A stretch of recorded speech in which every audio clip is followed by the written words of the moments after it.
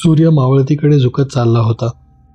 दोघं मित्र नेहमीप्रमाणे आजही आपल्या कट्ट्यावर बसलेले होते. काय रे देशमुख, तुला काय वाटतं?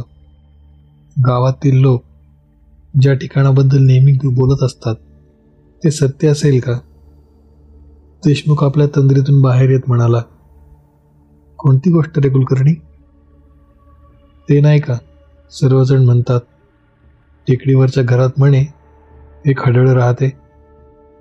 त्याचं बोलणं ऐकून देशमुख थोडा किंचित हसला आणि म्हणाला, अरे कुलकर्णी, तू पण विश्वास ठेवतो का या गोष्टींवर? तसा कुलकर्णी म्हणाला, विश्वास असं ठेवत नाही, पण कधी कधी वाटतं एवढे जण सर्व बोलतात त्यामध्ये काही ना काही तथ्य तर असेलच. ते दोघे त्यावेळी गावच्या दफनभूमीच्या जवळच बसलेले होते. तसा देशमुख म्हणाला, आज अचानक डोक्यामध्ये असे विचार काय येत आहेत तुझ्या? तसा कुलकर्णी म्हणाला, आज आपण बसलोय पण अशा ठिकाणी ना, त्यामुळे. त्याच्या बोलण्यावर परत थोडासा हसत देशमुख म्हणाला, अच्छा, तर मग उद्यापासून इथे नको का बसायला? त्यावर कुलकर्णी म्हणाला, काय रे देशमुख, तुला भीती वाटते का या सर्व गोष्टींची? भीती अशी नाही रे, पण नकारात्मक गोष्टींबद्दल बोललं की मन कसं उदास होऊन जातं. त्यावर कुलकर्णी म्हणाला, काय यार देशमुख, मला असं वाटायचं की तू ही अगदी माझ्यासारखाच आहेस. मृत्यू हे एक अटळ सत्य आहे, त्यामध्ये घाबरण्यासारखं काहीच नाही आहे. आणि मृत्यू पश्चात काय असतं हे न तुला माहीत न मला. आज त्याचे बोलणे जरा जास्तच गंभीर भासत होते. देशमुख म्हणाला, कुलकर्णी, तुला काही वाईट अनुभव किंवा काही आलाय का? तू ह्या अशा गप्पा का करत आहेस? त्यावर कुलकर्णी जे बोलला ते ऐकून देशमुखच्या पायाखालची जमीनच सरकली. तो म्हणाला, देशमुख, गेली कित्येक वर्ष आपण मित्र आहोत, पण एक गोष्ट अशी आहे जी मी तुला कधीच सांगितलेली नाही. किंबहुना तुझ्यापासून मी ती लपवलीच आहे. कोणती गोष्ट कुलकर्णी? तसा कुलकर्णी सांगू लागला, सामान्य मानवाच्या दृष्टीला दिसतात त्यापेक्षा काही गोष्टी या जगात आहेत, आणि त्या गोष्टी मी माझ्या उघड्या डोळ्यांनी पाहू शकतो. म्हणजे नेमकं काय म्हणायचं तुला? म्हणजे असं की माझे आजोबा मला लहानपणी नेहमी सांगायचे की ज्याचा मनुष्यगण असतो त्याला अमानवी शक्ती किंवा अमानवी गोष्टी दिसतात. असंच काहीतरी माझ्यासोबत घडत आहे. जे लोक हे जग सोडून गेले आहेत त्यांनाही मी पाहू शकतो. त्याचे ते बोलणे ऐकून देशमुखच्या अंगावर सरसरून काटा आला. तो म्हणाला, कुलकर्णी, काय बोलतोयस तू? यामध्ये काही तथ्य तरी आहे का? त्यावर कुलकर्णी म्हणाला, बेशक तथ्य आहे यामध्ये, कारण हे मी रोज अनुभवतोय. आणि त्यामुळेच मी तुला म्हणत आहे की आपण एकदा टेकडीवरच्या त्या घरात जाऊन पाहायचं का? तिथे नेमकं आहे तरी काय? त्यावर देशमुख म्हणाला, जसं तू सांगत आहेस की तुझ्याकडे ही अलौकिक शक्ती आहे, हे जरी मी सत्य मानलं तरी मग त्या टेकडीवरच्या घरात जाण्याची आपल्याला काय आवश्यकता आहे? त्यावर कुलकर्णी म्हणाला, आपल्याकडे एखादी गोष्ट असते पण आपण तिचा काही वापर केलेला नसतो, तेव्हा तिचा वापर केल्यावर आपल्याला जो आनंद होतो तो आनंद मला मिळवायचा आहे. त्यासाठी मला त्या टेकडीवरच्या घरावर जाऊन खरंच पाहायचं आहे की तिथे कोणी हडळ राहते का. कुलकर्णीचे बोलणे आता खूपच भयानक होऊ लागले होते आणि देशमुखला आता घाम फुटू लागला होता. तरी सर्व धीर एकवटून तो म्हणाला, ठीक आहे, मी येईल तुझ्यासोबत. एवढ्या वर्षांची मैत्री आहे आपली, तिच्यासाठी का होईना हे धाडस करायला मी तयार आहे. सांग, केव्हा जायचंय? केव्हा म्हणून काय विचारतोस देशमुख? पुढील 2 दिवसात अमावस्या आहे. अमावस्येच्या रात्रीच आपण तिथे जाऊन बघूयात की आपल्याला काही दिसतंय का. कुलकर्णीचा हा प्रस्ताव ऐकून देशमुखचे धाबे चांगलेच दणाणले होते. आता या मैत्रीपोटी खूप मोठं धाडस आपल्याला करावं लागणार आहे हे देशमुखच्या लक्षात आलं होतं. आता अंधार गडद होऊ लागला होता. तसा देशमुख म्हणाला, ठीक आहे कुलकर्णी, यावर उद्या सविस्तर चर्चा करू आणि परवा निघूयात. असे म्हणून दोघे तिथून उठले, कपडे झटकले आणि आपापल्या घराच्या दिशेने चालायला लागले. त्या रात्री जेवण वगैरे उरकून देशमुख आपल्या बिछाण्यात झोपायला निघून गेला. तेव्हा त्याच्या डोक्यामध्ये वारंवार हाच विचार होता की आता परवा जेव्हा कुलकर्णीसोबत आपण त्या पडीक घरात जाऊ तेव्हा तिथे काय होईल. जर तिथे खरंच काही अमानवी शक्ती असेल आणि आपण त्याच्या घेऱ्यात आलो तर काय होईल. या सर्व विचारांनी तो चिंताग्रस्त झाला होता. तरीही कशीबशी त्याला झोप लागली. सकाळ होताच सूर्याची कोवळी किरणे डोळ्यावर पडली. तो उठला, आपले नित्यक्रम आवरले आणि कामाला निघून गेला. सायंकाळी जेव्हा तो कामावरनं परत आला तेव्हा तो आणि कुलकर्णी आपल्या नेहमीच्या ठिकाणी बसले.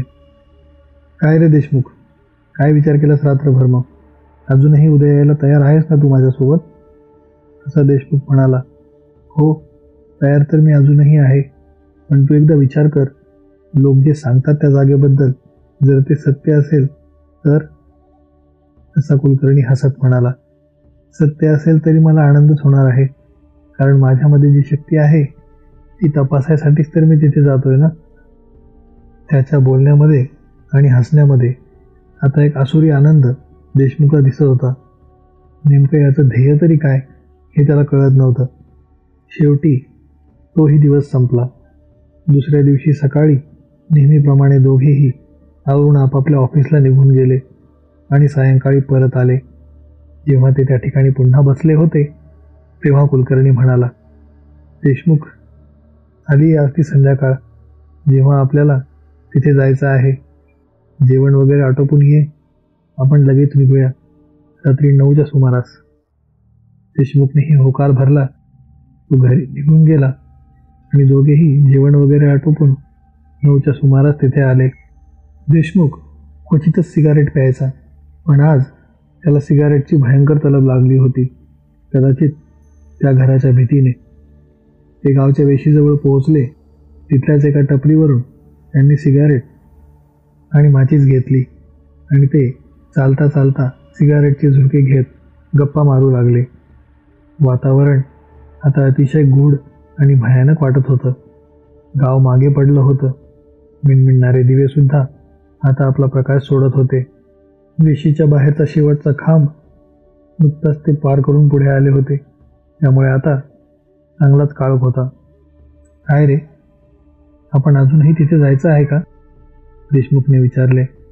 कुलकर्णी आता थोडा कुत्सित हसला आणि तो म्हणाला, तुला भीती वाटत असेल तर तू परत जा मित्रा. इथून पुढे मी एकटा जाईल. जरी देशमुखला त्याचा राग आला होता तरी मित्राला असे एकटे सोडून जाणे त्याला चांगले वाटत नव्हते. त्यामुळे तो काहीच न बोलता त्याच्यासोबत चालू लागला. आणि शेवटी दूरवर त्यांना ते घर त्या डोंगर माथ्याशी दिसू लागले.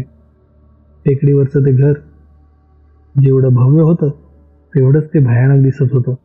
आणि आता काही वेळात आपल्याला त्या घरात जायचे आहे या विचारानेच देशमुखला दरदरून घाम फुटला होता. त्याच्या चेहऱ्यावरची भीती कुलकर्णीने अगदी व्यवस्थित टिपली होती. तो म्हणाला, मित्रा, माझ्या मैत्रीसाठी एवढं मोठं धाडस करायला तू तयार झालास. खरंच मला कमाल वाटते तुझी. कुलकर्णीकडे पाहून फक्त एक स्मित हास्य करत देशमुख त्याच्याबरोबर चालतच होता. शेवटी ते त्या घराबाहेर पोहोचले. देशमुखने आज पहिल्यांदाच ते घर पाहिले होते. त्याला वाटले होते टेकडीवरचं घर म्हणजे एखादी छोटीशी झोपडी किंवा सिंगल रूमचं घर असेल, पण ते एक दुमजली बंगल्यासारखं होतं. सुमारे 4 ते 5 खोल्या असलेलं. त्याचबरोबर त्याला एक छोटंसं कुंपण देखील होतं. कुंपणाचं गेट लोटताच कर्र असा आवाज झाला. त्यावरून समजले गेली कित्येक वर्ष कोणीही आत गेलेलं नाहीये. जसे ते दोघे आत शिरले, आत जातात त्यांना तेथे घुबडाचे घुटकार ऐकू येऊ लागले. त्याचबरोबर अचानक गावात कुत्र्यांच्या रडण्याचेही आवाज येऊ लागले. देशमुखची भीती आता चरमसीमेवर पोहोचली होती. तरीही चेहऱ्यावर भीती न दाखवता तो तसाच चालत होता. बंगल्याच्या मुख्य दरवाजापाशी आल्यावर त्यांना असे जाणवले की बंगल्याचं दार उघडच आहे. तसे त्यांनी ते लोटून पाहिले आणि कर्र आवाज करत दारही उघडलं गेलं. सिगारेट पेटवण्यासाठी घेतलेली माचीस देशमुखने पेटवली आणि त्या माचीसच्या उजेडात तो बंगला निहाळू लागला. बंगल्यामध्ये चित्रविचित्र प्राण्यांचे शीर भिंतीला सजवलेले होते. जुन्या काळात लोक शिकार वगैरे करून प्राण्यांची शिरा अशीच भिंतीला लावायचे. तसेच त्याला त्या घराचा मालक म्हणजेच तात्यासाहेब सरपोतदारांचाही फोटो दिसला. तो फोटो दिसायला जरा भयानकच होता. त्याचे जेव्हा मागे लक्ष गेले तेव्हा कुलकर्णी मागे नव्हता. त्याने कुलकर्णीला 1-2 वेळा आवाज दिला. असा कुलकर्णी एका खोलीतून लगबगीने बाहेर आला आणि म्हणाला, "काय रे देशमुख, काय झालं? थोडा काय घाबरलास?" तसा तो म्हणाला, "अरे, पहिल्यांदा आलो या घरात आपण दोघंजण. असं एकटं सोडून जाऊ नकोस, भीती वाटते." त्यावर कुलकर्णी थोडासा हसला. ठीक आहे, सोबतच चालूयात." तसे ते दोघे पुढे जाऊ लागले. त्यांनी जवळजवळ सर्व घर निहाळून पाहिले. त्यांना घरात काहीही विचित्र आढळलं नाही. कुलकर्णीसुद्धा सर्व गोष्टी पाहत होता, पण त्याला कसलीही अमानवी शक्तीची जाणीव त्या घरात झाली नाही. शेवटी दोघं तिथून निघाले आणि आपल्या घराकडे जायला बंगल्याच्या बाहेर पडले. तेवढ्यात कुलकर्णीचं समोर लक्ष गेलं. समोर देशमुख उभा होता, पण तो पाठमोरा उभा असल्याने त्याचा चेहरा त्याला दिसत नव्हता. तो अचानक गोंधळात पडला. ह्या जर देशमुख बाहेर उभा आहे तर इतक्या वेळ आपण कोणासोबत फिरत आहोत? तो लगबगीने देशमुखच्या जवळ गेला आणि त्याला हलवले. जसं त्याने त्याला हलवले तसा देशमुख धाडदिशी खाली पडला. त्याने त्याचे हृदयाचे ठोके चेक केले तर तो केव्हाच गतप्राण झाला होता. तेवढ्यात त्याला मागून एक आवाज आला, "कुलकर्णी." असे त्याने मागे वळून पाहिले तर समोर देशमुखच उभा होता, पण आता तो एका अकराळ विकराळ रूपात दिसत होता आणि एक आसुरी हास्य त्याच्या चेहऱ्यावर होते. तो फक्त एवढंच म्हणाला, "खरंच तुला अमानवी शक्ती दिसतात का रे?" तो हे बोलतो न बोलतो तेवढ्यात छातीत जोराची कळ येऊन कुलकर्णी खाली पडला. या गोष्टीला 2-3 दिवस लोट. दोघेही बेपत्ता झाले असल्यामुळे सर्व गाव त्यांना शोधत होता. शेवटी कोणीतरी तर्क लावून त्यांना त्या बंगल्यावर शोधण्याचा निर्णय घेतला. जेव्हा पोलीस तपास करत करत त्या बंगल्यावर पोहोचले तेव्हा पोलिसांना दोघांचेही मृतदेह आढळले, तेही बंगल्याच्या दारासमोर. दोघांचे मृतदेह छिन्नविछिन्न झाले होते आणि सर्वजण हेच म्हणत होते की टेकडीवरच्या घराने पुन्हा 2 बळी घेतले.